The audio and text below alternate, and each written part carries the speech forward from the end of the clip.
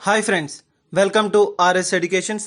Guys, ఈరోజు మనం వార్తల్లో నిలిచినటువంటి అంతర్జాతీయ, జాతీయ మరియు రాష్ట్రీయ అంశాల గురించి అండ్ వార్తల్లో నిలిచినటువంటి వ్యక్తులు మరియు క్రీడా సంబంధిత అంశాల గురించి ఈరోజు ఈ వీడియోలో మనం డిస్కస్ చేయబోతున్నాం. సో మెయిన్గా కాన్సెప్ట్లోకి వచ్చేద్దాం. ఈరోజు మనం 31 మే 2021కు సంబంధించినటువంటి కరెంట్ అఫైర్స్ గురించి డిస్కస్ చేయబోతున్నాం. So let's start. ఈ రోజు మనకి ఈ యొక్క కరెంట్ అఫైర్స్లో ఫస్ట్ టాపిక్ వచ్చేసరికి ఏంటి అంటే వరల్డ్ నో టొబాకో డే. చాలా చాలా ఇంపార్టెంట్. మనకి ప్రపంచవ్యాప్తంగా మనకి ఈ యొక్క ప్రపంచానికి సంబంధించినటువంటి టొబాకో డేని సెలబ్రేట్ చేసేటువంటి ఒక డే అనేది మనకి ఈ రోజు దీని గురించి డిస్కస్ చేయబోతున్నాం. సో ఇది మనకి ఈ రోజు వార్తలో నిలిచింది. వరల్డ్ టొబాకో డే ఈజ్ మనకి వార్తలో నిలవడం అయితే జరిగింది. సో మెయిన్గా తీసుకుంటే పొగాకు దినోత్సవం అని చెప్పవచ్చు. సో ఈ యొక్క టొబాకో డేని మనకి ప్రతి సంవత్సరం కూడా మనకి 31 మే 2021 ఎప్పుడు కూడా మనకి 31 మేన సెలబ్రేట్ చేసుకోవడం అనేది జరుగుతుంది. సో ఈ యొక్క 2021లో వచ్చేసరికి ఈ డేని సెలబ్రేట్ చేసుకుంటున్నాం. మెయిన్గా తీసుకుంటే దీనిని ఎప్పుడు ప్రారంభించారు? సో దీని యొక్క ఫస్ట్ మనకి వరల్డ్ టొబాకో డేని ఎప్పుడు ప్రారంభించారంటే 1987 సంవత్సరం 1987లో దీనిని ప్రారంభించడం అయితే జరిగింది. సో మనకి ఈ రోజు యొక్క వరల్డ్ టొబాకో డేని సెలబ్రేట్ చేసుకుంటూ ఈ అంశం వార్తలో నిలిచింది. సో ఈ యొక్క పొగాకుకు సంబంధించినటువంటి ఒక కీలకమైనటువంటి అంశాలు, నిషేధ ఆజ్ఞల గురించి అండ్ కొన్ని స్టాట్స్ గురించి ఈ రోజు మనం డిస్కస్ చేయబోతున్నాం. అది ఏంటి అంటే పొగాకు కారణంగా ఎంతమంది మరణిస్తున్నారు అండ్ ఈ యొక్క పొగకు సంబంధించినటువంటి వ్యాధిగ్రస్తులు ఎంతగా తయారవుతున్నారు ప్రపంచంలో అని చెప్పి ఈ రోజు మనకి ఒక సంస్థ అనేది దీన్ని వెలువడించడం అయితే జరిగింది. ప్రపంచంలో మరణిస్తున్న వారిలో ప్రతి 5 మందిలో చాలా ఇంపార్టెంట్, ప్రతి ఒక్క 5గురు మరణిస్తే వారిలో ఒకరు మాత్రం ఈ యొక్క పొగాకు కారణంగా లేదా ఈ యొక్క పొగ కారణంగా మరణిస్తూ ఉన్నారని చెప్పి ఈ రోజు యొక్క సంస్థ అనేది వెల్లడించడం అయితే జరిగింది. సో ఒక ఇండెక్స్ దీనిని వెలువరిస్తూ వార్తలో నిలిచింది. చాలా ఇంపార్టెంట్. మనకి కేవలం 5గురు మరణిస్తే ఆ 5గురులో ఒకరు ఖచ్చితంగా ఈ యొక్క పొగాకు కారణంగా ఈ యొక్క పొగాకు బారిన పడి మరణిస్తున్న వారే అని చెప్పి ఈ రోజు వెల్లడించడం అయితే జరిగింది. సో మనకి మొత్తంగా తీసుకుంటే 2019 వరకు కూడా స్టాట్స్ ప్రకారంగా చూస్తే మనకి ప్రపంచంలో ఈ పొగాకు మరణాల శాతం ఎక్కువగా, ఈ యొక్క టొబాకో మరణాల శాతం చాలా ఎక్కువగా ఉన్నట్లుగా తెలుస్తుంది. సో ప్రతి 5గురు పురుషులు మరణిస్తున్న ప్రతి 5గురు పురుషుల్లో ఒక పురుషుడు వచ్చేసరికి ఈ యొక్క పొగాకు కారణంగా లేదా ఈ యొక్క పొగ కారణంగా మరణిస్తున్నారని చెప్పి ఈ యొక్క సూచి అనేది వెలువరించడం అయితే జరిగింది. సో మెయిన్గా తీసుకుంటే ప్రపంచవ్యాప్తంగా స్టాట్స్ చెప్తున్న ప్రకారంగా ప్రపంచంలో ఇప్పటి వరకు కూడా 1.1 బిలియన్ పీపుల్ ఈ యొక్క సంవత్సరంలో మనకి ఈ యొక్క మరణించడం అయితే జరిగింది, టొబాకు బారిన పడుతున్నారు అని చెప్పి చెప్తున్నారు. అండ్ అదే విధంగా తీసుకుంటే భారతదేశంలో మన ఇండియాలో వచ్చేసరికి 155 మిలియన్ పీపుల్ దీని ద్వారా మరణిస్తున్నారు. చాలా ఇంపార్టెంట్. మనకి ఈ యొక్క టొబాకో కారణంగా తీసుకుంటే ప్రపంచవ్యాప్తంగా 1.1 బిలియన్ పీపుల్ అనేవారు ఉంటే మొత్తంగా మన భారతదేశ పరంగా తీసుకుంటే 155 మిలియన్ పీపుల్ అనేవారు, అది కూడా 15 నుంచి 20 సంవత్సరాల మధ్య వయసు ఉన్నవారు మాత్రమే ఎక్కువ శాతంగా ఈ యొక్క పొగాకు బారిన పడుతున్నారని చెప్పి ఈ యొక్క సూచి ద్వారా వెలువరించడం అయితే జరిగింది. సో మెయిన్గా తీసుకుంటే మన భారతదేశంలో తీసుకుంటే మధ్య వయసు వారు అంటే మనకి యువత ఎక్కువగా కూడా దీని బారిన పడుతున్నారట్టు వెల్లడించడం అయితే జరిగింది. మొత్తం ఏజ్గా తీసుకుంటే 15 నుంచి 20, ఎక్కువ శాతం పెద్దవారు కూడా తాగుతున్నారు. కానీ అధిక శాతంగా ఉన్నటువంటి ఏజ్ గ్రూప్ ఏది అంటే మనకి 15 to 20 ఇయర్స్ అని చెప్పవచ్చు. అలా తీసుకుంటే మనకి ఈ యొక్క మొత్తంగా తీసుకుంటే ప్రపంచవ్యాప్తంగా 1.1 బిలియన్ అని చెప్పవచ్చు. అండ్ మన భారతదేశ పరంగా తీసుకుంటే 155 మిలియన్ పీపుల్ అనేవారు దీని బారిన పడుతున్నారు. ఎక్కువ శాతం కూడా యువత అంటే 15 నుంచి 20 సంవత్సరాల మధ్య వయసు వారు ఎక్కువ శాతం దీనికి బానిసలుగా మారుతున్నారని చెప్పి ఈ యొక్క సూచి ద్వారా వెలువరించడం అయితే జరిగింది. సో దీనిని నిషేధించడం కోసం అని చెప్పి ప్రతి సంవత్సరం కూడా మనకి నో టొబాకో అని చెప్పి ఒక నినాదంతో వరల్డ్ నో టొబాకో డేగా దీన్ని ఈరోజు 31 మేని సెలబ్రేట్ చేసుకోవడం అయితే జరుగుతుంది. సో మెయిన్గా దీన్ని ఎప్పుడు ప్రారంభించారంటే 1987 అని చెప్పాను. సో మొత్తంగా తీసుకుంటే ఇలా మనకి ఈ విధంగా ఏ దేశాలు టాప్ 5 ప్లేసెస్లో ఉన్నాయి. మొత్తంగా మన యొక్క ప్రపంచవ్యాప్తంగా తీసుకుంటే ఏ దేశాలు టాప్ 5 ప్లేసెస్లో ఉన్నాయంటే China first place and India second ప్లేస్లో ఉంది and Indonesia and USA, Russia. So ఈ 5 దేశాలు కూడా మనకి టాప్ 5 ప్లేసెస్లో ఉండడం అయితే జరుగుతుంది. సో టోటల్గా టాప్ 10 ప్లేసెస్ తీసుకుంటే ఏ దేశాలు ఉన్నాయంటే China, India, Indonesia, USA, Russia and మెయిన్గా తీసుకుంటే ఈ యొక్క జపాన్, టర్కీ, వియత్నాం. సో ఇలా వివిధ రకాలైనటువంటి దేశాలు మనకి టాప్ 10 ప్లేసెస్లో ఉండడం అయితే జరుగుతుంది. సో టాప్ 5 ప్లేసెస్ అనేది మనకి ఇంపార్టెంట్ కాబట్టి ప్రతి ఒక్కరు కూడా మెయిన్గా పోటీ పరీక్షలకు ప్రిపేర్ అవుతున్న వారి యొక్క టాప్ 5 ప్లేసెస్ పైన శ్రద్ధ వహించండి. ఫస్ట్ వచ్చేసరికి మనకి China, second place India and third place Indonesia and fourth one వచ్చేసరికి యూఎస్ఏ అండ్ ఫిఫ్త్ వచ్చేసరికి రష్యా. సో ఈ యొక్క టాప్ 5 ప్లేసెస్ మీద ఎక్కువగా శ్రద్ధ వహించండి. సో ఇవి మనకి ఈ యొక్క టాప్ 5 ప్లేసెస్ టొబాకోకి సంబంధించినటువంటి అంశాలు. World no tobacco day is 31st మే. సో ఈ యొక్క 31st మే రోజున ఈ యొక్క టొబాకో డేని సెలబ్రేట్ చేసుకోవడం జరుగుతుంది ప్రపంచవ్యాప్తంగా కూడా. సో ఫస్ట్ మనకి స్టార్టింగ్ నుంచి అని చెప్పి చెప్తున్నాం. సో 1987 సంవత్సరంలో దీని యొక్క దినాన్ని ప్రారంభించడం అయితే జరిగింది. వరల్డ్ టొబాకో డేని ప్రారంభిస్తున్నారు. ఎక్కువగా కూడా మనకి యొక్క స్పెషల్ ఒక డేకి సంబంధించి ఒక నెలలో ఏదైనా ఒక రోజు అనేది వార్తలు అందిస్తే ఆ అంశం పైన ప్రత్యేకమైన శ్రద్ధ వహించండి. నిన్నటి రోజున కూడా మనకి ఒక సైన్స్ డే అని చెప్పి రావడం అనేది జరిగింది. సో అటువంటి అంశాల పట్ల కావచ్చు ఎక్కువగా కూడా ప్రత్యేకమైనటువంటి శ్రద్ధ వహించండి. ఏ యొక్క డేస్ అనేది కూడా మనకి జనరల్ పాయింట్ ఆఫ్ వ్యూలో చాలా ఇంపార్టెంట్. ఎక్కువ శాతం నేను చూస్తే ఈ యొక్క మనకి ఈ యొక్క ఆర్ఎస్ ఎడ్యుకేషన్స్ అనేది మెయిన్గా జనరల్ మీద శ్రద్ధ వహిస్తుంది. సో జనరల్ పాయింట్ ఆఫ్ వ్యూలో మనకి ఎక్కువ క్వశ్చన్స్ అనేది అడగడానికి ఛాన్స్ ఉంది కనుక ఆ యొక్క అంశాలపైన ప్రత్యేకమైనటువంటి శ్రద్ధ వహించండి. అభ్యర్థులు కూడా ఏ యొక్క మంత్లో ఏ డేస్ వస్తున్నాయి అండ్ ఇంపార్టెంట్ డేస్ ఏంటి, దాని యొక్క స్పెషాలిటీ ఏంటి, అటువంటి అంశాలపైన ప్రత్యేకంగా శ్రద్ధ వహించండి. సో మెయిన్గా తీసుకుంటే ఈ రోజు మనకి ఈ విధంగా తీసుకుంటే వరల్డ్ టొబాకో డేని 31st మేన సెలబ్రేట్ చేసుకోవడం అయితే జరుగుతుంది.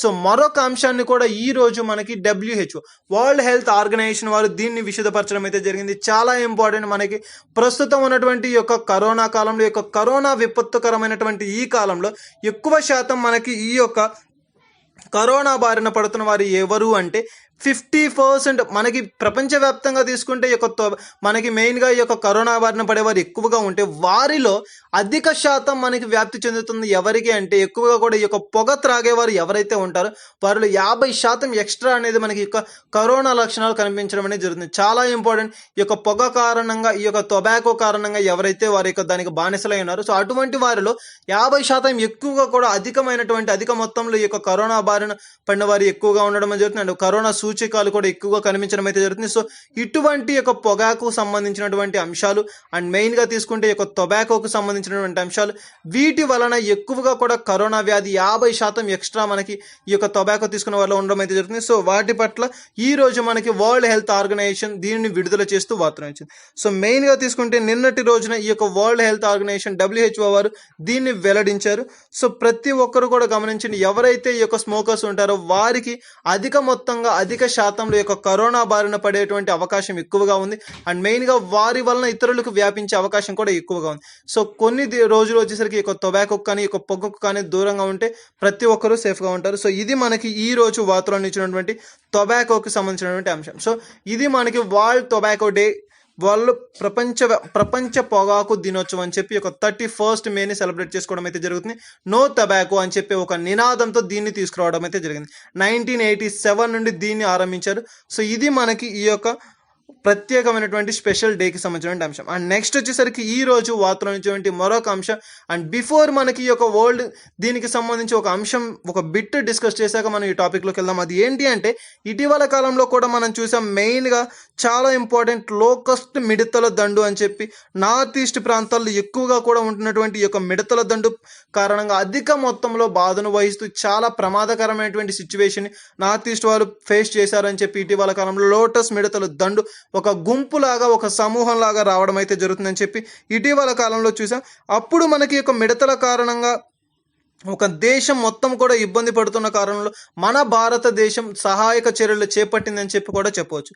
భారతదేశం నుండి 20 టన్నుల మలతాయార్ అని చెప్పి ఒక లిక్విడ్ని పంపించడం అయితే జరుగుతుంది. మలతయార్ అని చెప్పి ఒక లిక్విడ్ 20 టన్నులు పంపించడం అయితే జరిగింది. సో ఇది ఒక విషపూరితమైంది అని చెప్పి చెప్పవచ్చు. అండ్ ఆ మిడతల మీద బాగా పనిచేస్తుందని చెప్పి చెప్పవచ్చు.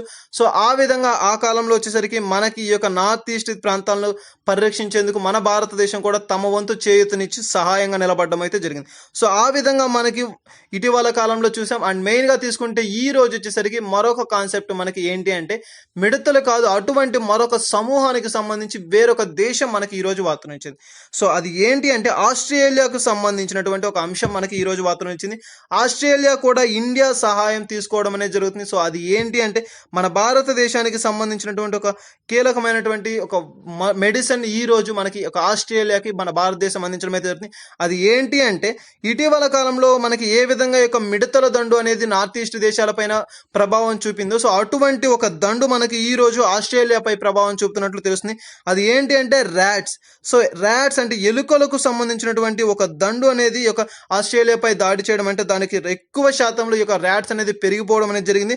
సో మెయిన్గా తీసుకుంటే ఇండియా నుంచి బ్యాన్ చేసినటువంటి ఒక డ్రగ్ ఆర్ ఒక మెడిసిన్ అందచేయాలని చెప్పి ఆస్ట్రేలియన్ ప్రభుత్వం ఈరోజు భారతదేశాన్ని రిక్వెస్ట్ చేస్తుంది. సో అది ఏంటి అంటే మనకి విష పదార్థం అని చెప్పి చెప్పవచ్చు. మన భారతదేశం బ్యాన్ చేసినటువంటి ఒక విష పదార్థం బ్రోమాడెలాన్ అని చెప్పే ఒక మెడిసిన్ని, ఇండియా బ్యాన్ చేసినటువంటి ఆ యొక్క మెడిసిన్ని, నిషేధించినటువంటి మెడిసిన్ని, ఆ విషపూరితమైనటువంటి ఆ యొక్క మెడిసిన్ అనేది ఈ యొక్క ఎలుకలను చంపడానికి, ఆ ఎలుకల నుంచి ఆ యొక్క దేశాన్ని సంరక్షించుకోవడం కోసం యూస్ అవుతుంది అని చెప్పే ఒక ఉద్దేశంతో సో ఇండియాని ఆస్ట్రేలియా కోరడం అయితే జరిగింది. సో అందుకు గాను టోటల్గా మనకి తీసుకుంటే ఈ యొక్క బ్రోమాడెలాన్ ఇటీవల చూసాం, మనకి ఈ యొక్క డ్రగ్ అనేది చాలా ప్రమాదకరమైనటువంటి, చాలా విషపూరితమైనటువంటి వాయువు అని చెప్పి, సో దీని ద్వారా ఆ యొక్క ర్యాట్స్ సమూహాన్ని చంపవచ్చు అని చెప్పే ఉద్దేశంతో దీన్ని అడగడం అయితే జరిగింది. సో మెయిన్గా తీసుకుంటే దీని యొక్క యూజ్ ఏంటి అంటే, ఎవరైతే ఈ యొక్క ఎలుకల దండు అనేది ఉంటుందో సో దానిపైన ఈ యొక్క పదార్థాన్ని యూజ్ చేయడం వల్ల ఆ యొక్క మొత్తం ఆ యొక్క దండు మొత్తం అంతరిస్తుందని చెప్పే ఒక ఉద్దేశంతో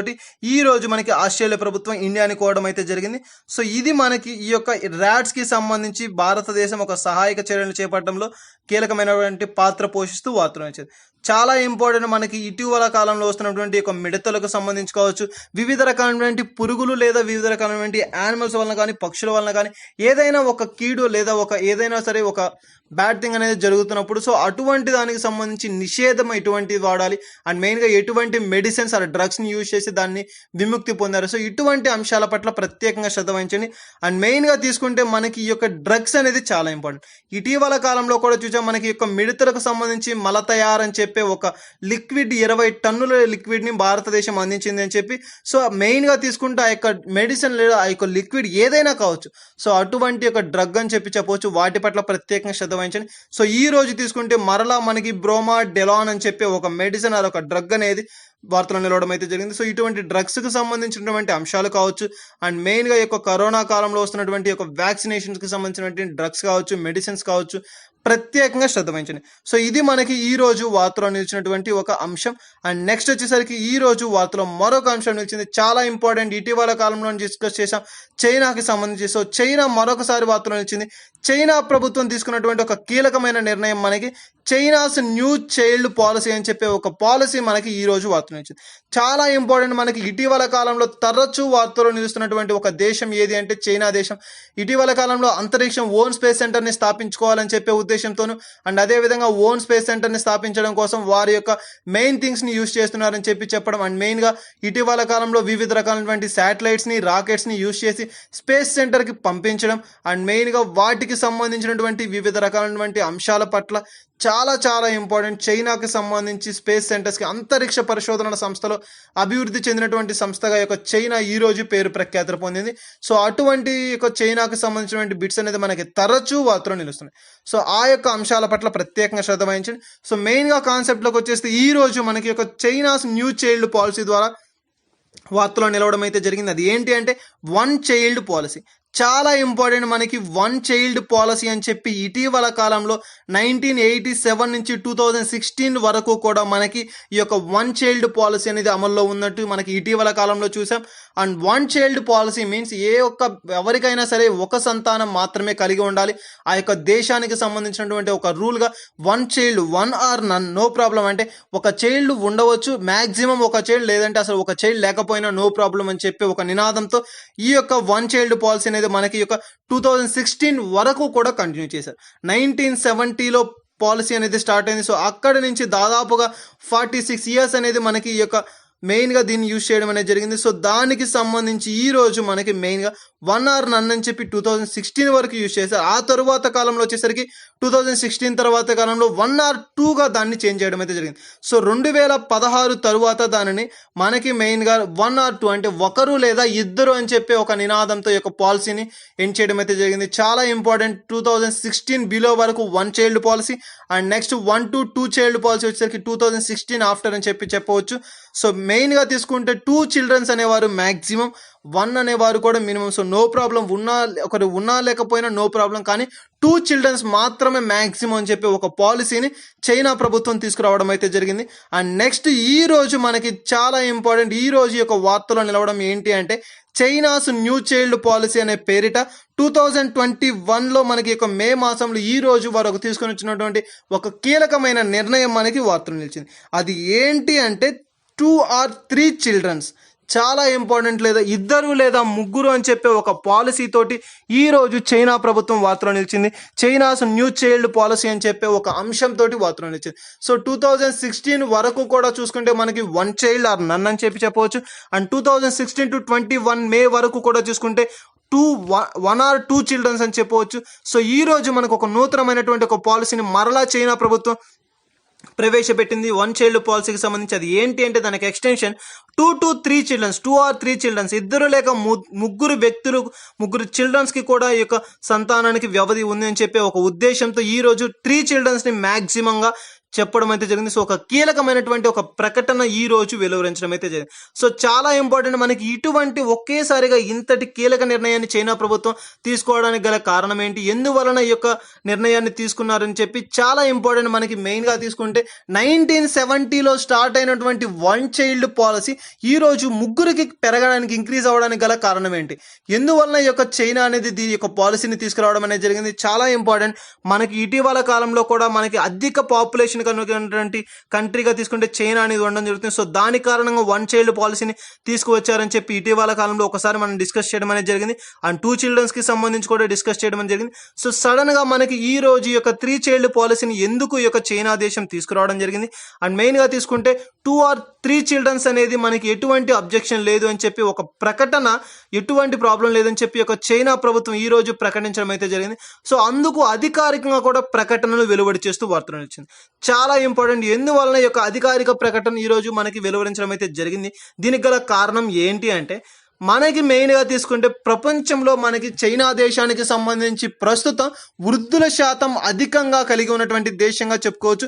సో వృద్ధులు అత్యధికంగా పెరిగిపోతున్నారు. సో వృద్ధుల పర్సంటేజ్ అనేది మనకి ఎక్కువగా పెరిగిపోతుండడం, అండ్ మెయిన్గా తీసుకుంటే యూత్ పాపులేషన్ అనేది తగ్గిపోవడం అనేది జరుగుతుంది. చాలా ఇంపార్టెంట్, ఈ రెండు ఇన్వర్స్లీ ప్రపోర్షనల్గా, అంటే ఈ యొక్క వృద్ధుల శాతం అనేది అధిక శాతంగా అండ్ యూత్ పాపులేషన్ వచ్చేసరికి చాలా తక్కువ శాతంలో తగ్గిపోవడం అనేది జరుగుతుంది. సో ఈ యొక్క కీలక నిర్ణయానికి కారణం ఏంటి అంటే యువత అనేది తగ్గిపోతుంది. ఏ దేశంలోనైనా సరే యువత ఉంటే వచ్చేటువంటి ఒక చాలా ఇంపార్టెంట్, ఎకానమీ పరంగా కూడా తీసుకుంటే వృద్ధుల కంటే యువత ఉన్న దేశం అభివృద్ధి పదంలో పయనిస్తుంది అండ్ అభివృద్ధి శాతం ఎక్కువగా కలిగినటువంటి దేశంగా చెప్పుకోవచ్చు.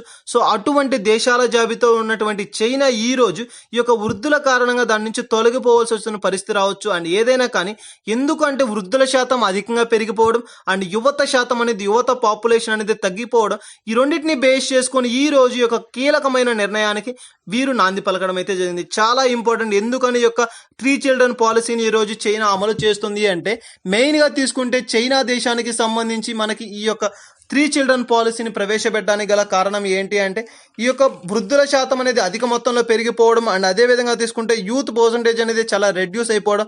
సో ఈ యొక్క కారణాల వలన దీనిని వీరు ఈ రోజు దాన్ని అమలు చేయడం అయితే జరిగింది. సో ఈ యొక్క కీలకమైన ప్రకటన అధికారికంగా ఈ యొక్క చైనా ప్రభుత్వం ఈ రోజు వెలువరిస్తూ వార్తలో నిలిచింది. చాలా ఇంపార్టెంట్. సో యువత పాపులేషన్ పెంపొందించేందుకు గాను అందుకు గాను ఈ రోజు యొక్క 2 or 3 చిల్డ్రన్స్ యొక్క పాలసీని ప్రవేశపెడుతూ ఈ యొక్క చైనాస్ న్యూ చైల్డ్ పాలసీ అని చెప్పి ఈ రోజు మనకి వార్త నిలిచింది. అండ్ ఇటీవల కాలంలో కూడా మనకి చైనా వివిధ రకాలైన అంశాలతో శాటిలైట్స్కి సంబంధించి చాలా ఇంపార్టెంట్ వివిధ రకాల ఓన్ స్పేస్ సెంటర్ని స్థాపించుకోవాలనే ఉద్దేశంతో అండ్ అనేక విధాలైనటువంటి రాకెట్స్ని ప్రయోగించి సక్సెస్ అయింది. అండ్ ఒక రాకెట్ కూడా భూమి మీద పడిపోవడం.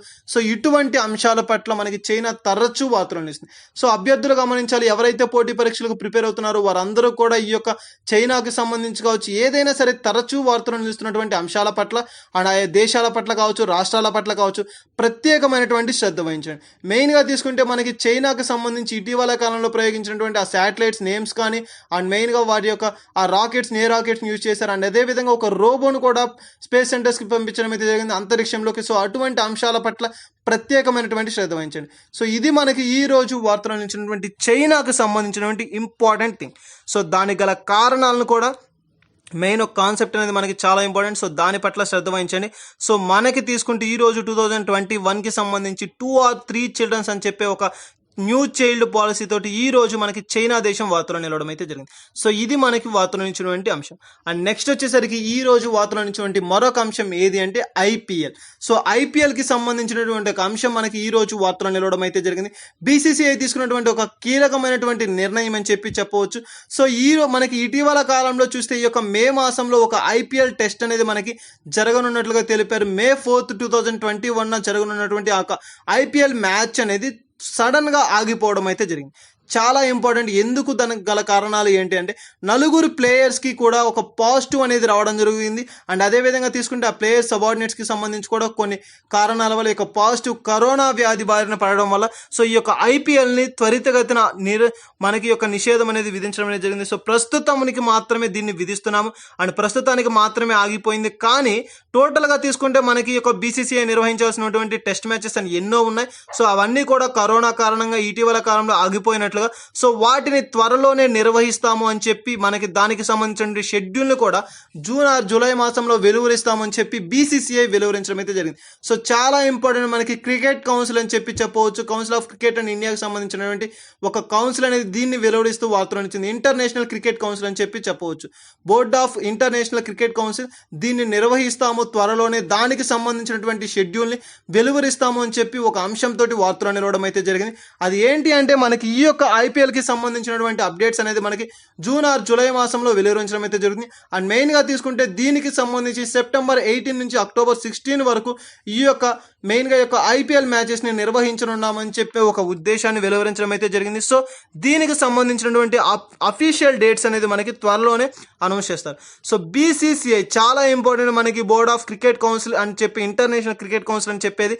సో మనకి ఈ యొక్క సంస్థకు సంబంధించినటువంటి అంశాలు చాలా ఇంపార్టెంట్. సో మనకి ఏ యొక్క సంస్థకు సంబంధించినటువంటి అంశాలు కానీ లేదంటే ఒక ప్రత్యేకమైనటువంటి సంస్థలు కానీ వార్తల్లో నిలిచినప్పుడు వాటికి సంబంధించినటువంటి అంశాల పట్ల ప్రత్యేకంగా శ్రద్ధ వహించాలి.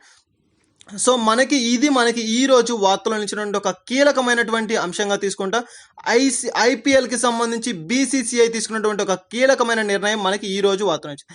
అండ్ నెక్స్ట్ వచ్చేసరికి చాలా ఇంపార్టెంట్. మనకి ఇప్పటి వరకు కూడా అంతర్జాతీయ అంశాలకు సంబంధించినటువంటి అంశాలను చూడడం అయితే జరిగింది. అండ్ నెక్స్ట్ వచ్చేసరికి ఈ యొక్క రాష్ట్రీయ అంశాలు. సో రాష్ట్రీయ అంశాలకు వచ్చేసరికి తెలంగాణ స్టేట్ మనకి ఈ రోజు వార్తలో నిలిచింది. అది ఏంటంటే 7 మెడికల్ కాలేజెస్కి ఆమోదం తెలుపుతూ వార్తలో నిలిచింది. సో 7 మెడికల్ కాలేజెస్ను నిర్మిస్తున్నట్టుగా ఈ యొక్క తెలంగాణ స్టేట్ ప్రభుత్వం అనేది నిర్ణయించడం అయితే జరిగింది. సో ఆ యొక్క 7 మెడికల్ కాలేజెస్ని ఎక్కడ నిర్మించనున్నారు అని చెప్తే సో టోటల్గా ఆ యొక్క ప్లేసెస్ ఏంటి అంటే మహబూబ్ నగర్ అండ్ మెయిన్గా మనకి సంగారెడ్డి నగర్ అండ్ బగిచ్యాల and Wanaparthy, Nagarkurnool and మెయిన్గా తీసుకుంటే కొత్తగూడెం. సో ఇటువంటి ఈ యొక్క 7 ప్లేసెస్లో ఈ యొక్క 7 మెడికల్ కాలేజెస్ని నిర్మించనున్నట్లుగా ఈ యొక్క తెలంగాణ ప్రభుత్వం తీసుకున్నటువంటి ఒక కీలకమైనటువంటి నిర్ణయం మనకి ఈ రోజు వార్తలు నిలిచింది. సో రాష్ట్రీయ అంశాలకు సంబంధించి ఫస్ట్ వచ్చేసరికి మనకి తెలంగాణ స్టేట్ అండ్ నెక్స్ట్ తీసుకుంటే Andhra Pradesh second place. And next వచ్చేసరికి ఈ రోజు వార్తలు నిలిచినటువంటి మరొక రాష్ట్రం ఏది అంటే ఆంధ్రప్రదేశ్. సో ఏపీ స్టేట్ మనకి ఈ రోజు వార్తలో నిలిచింది. చాలా ఇంపార్టెంట్. ఇటీవల కాలంలో చూసాం మనం మెయిన్గా తీసుకుంటే ఈ యొక్క కరోనా కాలంలో చాలా ఇంపార్టెంట్. ప్రస్తుతం ఉన్నటువంటి ఈ యొక్క కొత్తపట్నానికి సంబంధించినటువంటి ఆనందయ్య గారు అని చెప్పి సో ఒక మెడిసిన్ మనకి ఈ రోజు మనకి వార్తలో నిలవడం అయితే జరిగింది. సో ఇటీవల కాలంలో ఈ యొక్క కరోనా బారిన పడి వ్యాధిని పడి ఎంతో మంది మరణిస్తున్న కాలంలో వీరు ఈ యొక్క మందును కనుగొనడం అయితే జరిగింది. సో ఇది మనకి యొక్క ఆయుర్వేద మందు ఆరు నాటు మందుగా చెప్పుకోవచ్చు. ఇటీవల కాలంలో కూడా వివిధ రాష్ట్రాలు కూడా మనకి యొక్క ఆయుర్వేదం సంబంధించినటువంటి అంశాలు వెలువరించడం అయితే జరిగింది. సో ఆయుర్వేద మందుల వల్ల ఎటువంటి సైడ్ ఎఫెక్ట్స్ అనేది ఉండవు అండ్ మెయిన్గా తీసుకుంటే అవి త్వరితగతిన విముక్తిని అనేది కలుగ చేస్తాయని చెప్పి ఒక కీలకమైనటువంటి అంశాలను వెలువరిస్తూ వార్తలు నిలిచాయి. సో ఆ విధంగా తీసుకుంటే ఈ రోజు ఏకంగా కరోనా వ్యాధికే మందును కనుగొని ఈ రోజు వార్తలో నిలిచారు. వారు ఎవరు అంటే ఆనందయ్య గారు. నెల్లూరుకి సంబంధించి మనకి కొత్తపట్నంలో ఉన్నటువంటి మనకి వీరు ఈ రోజు వార్తలో నిలిచారు. చాలా ఇంపార్టెంట్. ఇటీవల కాలంలో మనకి ఒక 2 వీక్స్ బ్యాక్ డిస్కస్ చేసాం ఈ యొక్క ఆనందయ్య గారి యొక్క ఆయుర్వేద మెడిసిన్కి సంబంధించి. సో పరిశోధనలు చేసిన తరువాత వెలువరించినటువంటి అంశాలను బేస్ చేసుకొని వీరి యొక్క మందును విడుదల చేస్తూ వార్తలు నిలిచారు. సో త్వరలోనే మనకి యొక్క ఆంధ్రప్రదేశ్ రాష్ట్రంలో దీనిని త్వరితగతిన అందరికీ కూడా ప్రతి ఇంటికి కూడా దీన్ని అందజేస్తామని చెప్పి ఒక అంశంతో వార్తలో నిలవడం అయితే జరిగింది. సో ప్రతి ఇంటికి ఆంధ్రప్రదేశ్లో ఉన్న ప్రతి హోమ్కి కూడా దీన్ని సప్లై చేస్తారు. అండ్ మెయిన్గా ప్రతి ఒక్కరికి కూడా ఈ యొక్క మందు యొక్క మెడిసిన్ అనేది అందే విధంగా చర్యలు తీసుకుంటామని చెప్పి ఈ యొక్క ప్రభుత్వం కీలకమైనటువంటి నిర్ణయాన్ని వెలువరి చేసింది. మెయిన్గా తీసుకుంటే ఆంధ్రప్రదేశ్లో ఈ యొక్క కరోనా మందుకు, ఆనందయ్య గారి మందుకు ప్రభుత్వం గ్రీన్ సిగ్నల్ అని చెప్పి ఒక అంశం మనకి ఈ రోజు వార్తలో వచ్చింది. సో మరొక చాలా కీలకమైనటువంటి అంశం ఏంటంటే అన్ని దేశాలకు సంబంధించినటువంటి కావచ్చు, అన్ని రాష్ట్రాలకు సంబంధించి కావచ్చు, మన భారతదేశంలో ఈ యొక్క మందు కానీ ఈ యొక్క సత్ఫలితాలను చూపిస్తే, మన భారతదేశానికి సంబంధించి ఆంధ్రప్రదేశ్ పరంగా తీసుకుంటే ఇది కానీ ఇక్కడ ఈ యొక్క రాష్ట్రంలో సత్ఫలితాలను చూపిస్తే త్వరితగతిన భారతదేశంలో అన్ని రాష్ట్రాలకు కూడా దీన్ని సప్లై చేయడం. అండ్ అదేవిధంగా చాలా ఇంపార్టెంట్ థింగ్ ఏంటి అంటే ప్రపంచవ్యాప్తంగా ఈ మందు అనేది పేరు ప్రఖ్యాతులు గాంచబోతుంది. ఒకవేళ ఇది కానీ సక్సెస్ అయితే సో మెయిన్గా తీసుకుంటే ప్రపంచ యావత్తు కూడా భారతదేశం వైపు చూడడం అనేది జరుగుతుంది. చాలా చాలా ఇంపార్టెంట్. స్టార్టింగ్ ఫస్ట్ వేవ్ టైంలో ప్రపంచం అంతా కూడా భారతదేశం వైపు చూసినట్లుగా సో మరలా మనకి యొక్క కరోనా వ్యాధికి సంబంధించి ఈ యొక్క ఆనందయ్య గారి మందు కానీ సత్ఫలితాలను కనుక చూపిస్తే సో ప్రపంచం మొత్తం కూడా భారతదేశం వైపు చూస్తుంది. కరోనా వ్యాధి బారిన పడి మరణిస్తున్న వారి సంఖ్య అధికంగా ఉన్న టైంలో వీరి యొక్క మందు ద్వారా త్వరితగతిన స్వస్థతను కలిగించడం, మెయిన్గా తీసుకుంటే వీరికి సంబంధించి త్వరలో ఈ యొక్క మందును తీసుకొస్తామని చెప్పి ఈ రోజు వీరు వెలువరించడం అయితే జరిగింది. సో ఇది మనకి త్వరలోనే రానుంది. సో దానికి సంబంధించినటువంటి అంశాలు మరలా కూడా మనం డిస్కస్ చేద్దాం. సో ఇది మనకి ఈ యొక్క కొత్తపట్నంలో సంబంధించినటువంటి ఆనంద గారి యొక్క మందుకి వీరు గ్రీన్ సిగ్నల్ ఇవ్వడం అయితే జరిగింది.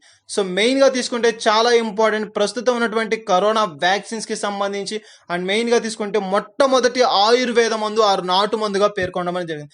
చాలా ఇంపార్టెంట్. ఇప్పటి వరకు కూడా వస్తున్నటువంటి ప్రతి మందు కూడా మనకి వ్యాక్సిన్స్ ఆర్ మెడిసిన్స్ రూపంలో ఉన్నటువంటివే, కానీ ఇది వచ్చేసరికి మొట్టమొదటిసారిగా ప్రపంచవ్యాప్తంగా తీసుకుంటే ఇది ఒక ఆయుర్వేద మందు ఆరు నాటు మందుగా పేర్కొనడం అనేది జరిగింది. సో ఇది కనుక సత్ఫలితాలను ఇస్తే ప్రపంచం మొత్తానికి కూడా దీన్ని సరఫరా చేసే అవకాశం ఉంటుంది. అండ్ మెయిన్గా అన్ని దేశాలు కూడా ప్రపంచం మొత్తం కూడా భారతదేశం వైపు చూసేటువంటి ఒక కీలకమైనటువంటి అంశం అనేది చోటు చేసుకుంది. సో ఇది మనకి ఈ రోజు వార్తలు నిలిచినటువంటి రాష్ట్రీయ అంశాల్లో అతి ముఖ్యమైనటువంటి ఆంధ్రప్రదేశ్కి సంబంధించినటువంటి అంశం. సో ఇది మనకి వార్తల్లో నిలిచినటువంటి రాష్ట్రీయ అంశాలకు సంబంధించి. అండ్ నెక్స్ట్ వచ్చేసరికి ఈ రోజు వార్తల్లో నిలిచినటువంటి వ్యక్తులు. సో వార్తల్లో వ్యక్తులకు మనం వచ్చే ముందు బిఫోర్ మనం చూసాం చాలా చాలా important doctor D Nageshwar Reddy గారికి సంబంధించి గ్యాస్ట్రో ఎంటరాలజీ అని చెప్పి ఒక డాక్టర్ గారు అండ్ వివిధ రకాలైన పురస్కార గ్రహీతలు అని చెప్పి సో అదే విధంగా తీసుకుంటే వారు మరలా మనకి నిన్నటి రోజున వార్తలో నిలిచారు.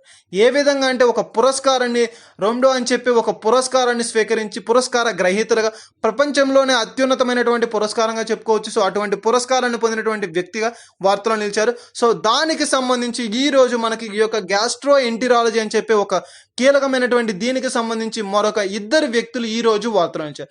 చాలా ఇంపార్టెంట్ గ్యాస్ట్రో ఎంటరాలజీ అని చెప్పి ఒక అంశం. సో దానికి సంబంధించి దానిని నిర్వహించేటువంటి సంస్థ ఏదంటే గ్యాస్ట్రో ఎంటరాలజీ డిపార్ట్మెంట్ అని చెప్పి చెప్పవచ్చు.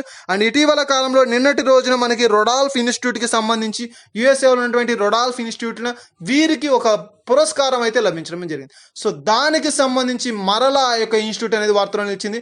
అది ఏంటి అంటే రొడాల్ఫ్ ఇన్స్టిట్యూట్ ఆఫ్ చాలా ఇంపార్టెంట్ రొడాల్ఫ్ ఇన్స్టిట్యూట్కి సంబంధించి ఒక పురస్కారంతో ఈ రోజు మరొక ఇద్దరు వ్యక్తులు వార్తలు నిలిచారు. వారు ఎవరు అంటే మనకి చాలా important person doctor Partha Pal మనకి. అండ్ అదే విధంగా తీసుకుంటే చాలా ఇంపార్టెంట్ మనన్ ఠాగూర్ అని చెప్పి ఒక వ్యక్తి, మనన్ ఠాగూర్ గారు అండ్ డాక్టర్ పార్థ పాల్ గారు. సో వీరిద్దరూ కూడా మరొకసారి ఈ యొక్క ఇన్స్టిట్యూట్కి సంబంధించి పురస్కార గ్రహీతలుగా వార్తలు నిలిచారు. చాలా ఇంపార్టెంట్. ఇటీవల కాలంలో ఈ యొక్క గ్యాస్ట్రో ఎంటరాలజీకి సంబంధించి ఎక్కువ శాతం మనకి బిట్స్ అనేది అడగడానికి పాసిబిలిటీ ఉంది.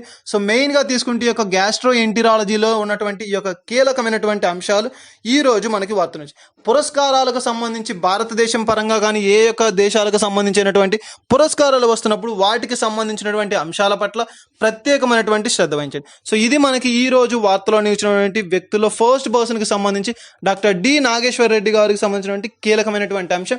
అండ్ వారితో పాటుగా మరొక ఇద్దరు కూడా ఈ రోజు ఆ యొక్క పురస్కారాలకు సంబంధించి గ్రహించి వార్తలు నిలిచారు. అండ్ నెక్స్ట్ వచ్చేసరికి ఈ రోజు వార్తలు నిలిచినటువంటి మరొక వ్యక్తి మరొక పర్సన్ ఎవరు అంటే చాలా ఇంపార్టెంట్ పర్సన్ మనకి ఎవరు అంటే వలేరియా లూయిస్ సెల్లి.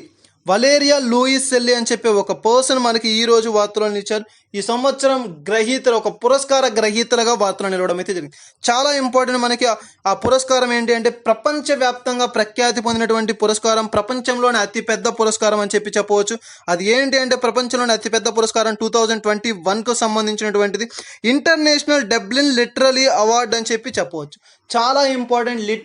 లిటరసీకి సంబంధించినటువంటి ఒక అంశానికి సంబంధించి ఇంటర్నేషనల్ డబ్లిన్ అంటే ఒక కంట్రీ. సో ఆ యొక్క కంట్రీకి సంబంధించినటువంటి ఒక అవార్డు అని చెప్పవచ్చు. ప్రపంచంలో అతిపెద్ద అవార్డు అని చెప్పవచ్చు. సో ఆ యొక్క అవార్డు గ్రహీత ఎవరు అంటే మనకి ఈ రోజు వలేరియా లూయిస్ సెల్లి అని చెప్పి ఒక పర్సన్ మనకి వీరు గ్రహించి వార్తలు నిలిచారు. 2021 యొక్క పురస్కార గ్రహీతలు ఎవరు అంటే వలేరియా లూయిస్ సెల్లి అని చెప్పి ఒక పర్సన్. ఎందుకు అతి పెద్దది అంటే ఇప్పటి వరకు కూడా ఇంత మొత్తంలో ఈ యొక్క అవార్డుకు వచ్చినటువంటి మనీ ఏ యొక్క అవార్డుకి కూడా లేదు అని చెప్పవచ్చు. ఎంత అంటే దాదాపుగా మనకి 1 lakh యూరోస్ అని చెప్పవచ్చు. అదే మన ఇండియన్ కరెన్సీలో తీసుకుంటే 87 lakhs. టోటల్గా దాదాపుగా 1 crore వరకు కూడా మనకి ఈ యొక్క అవార్డుకి మనీ అనేది ఇవ్వడం అనేది జరుగుతుంది. చాలా ఇంపార్టెంట్. ఒక అవార్డుకి ఇంత మొత్తంలో మనీ ఇస్తున్నటువంటి మొట్టమొదటి అవార్డుగా చెప్పుకోవచ్చు. So international Dublin literary award అని చెప్పవచ్చు. సో ఈ అవార్డు మనకి దీన్ని గ్రహించి మనకి వలేరియా లూయిస్ సెల్లి గారు వార్తలు ఇచ్చారు. సో ఇది మనకి ఈ రోజు వార్తల్లో నిలిచినటువంటి వ్యక్తులకు సంబంధించిన అంశం. సో గాయస్, ఈ రోజు మనం 31st May 2021కు సంబంధించినటువంటి కరెంట్ అఫైర్స్ని చూసాం. సో మెయిన్గా తీసుకుంటే వార్తల్లోని అంతర్జాతీయ, జాతీయ మరియు రాష్ట్రీయ అంశాల గురించి అండ్ వార్తలు వచ్చినటువంటి వ్యక్తులకు సంబంధించినటువంటి అంశాలు 31st Mayకి సంబంధించి. అండ్ ఇవే కాకుండా మన ఛానల్లో మరెన్నో నోటిఫికేషన్కి సంబంధించినటువంటి అప్డేట్స్ కావచ్చు అండ్ జాబ్ ప్రొఫైల్స్ కావచ్చు. అండ్ మెయిన్గా తీసుకుంటే ఇటీవల కాలం నుండి యాప్టిట్యూడ్ క్లాసెస్ అనేది కూడా స్టార్ట్ చేయడం అనేది జరిగింది. సో ఇంట్రెస్టింగ్ క్యాండిడేట్స్ ఎవరైనా ఉంటే విజిట్ చేయండి. అండ్ అదేవిధంగా మా వీడియోస్ కానీ మా యొక్క డైలీ అప్డేట్స్ కానీ మీకు కనుక రావాలి అంటే సబ్స్క్రైబ్ చేసుకోండి. మా యొక్క ప్రతి వీడియో అండ్ మా యొక్క ప్రతి అప్డేట్ని మీరు పొందడం అనేది జరుగుతుంది. Thank you.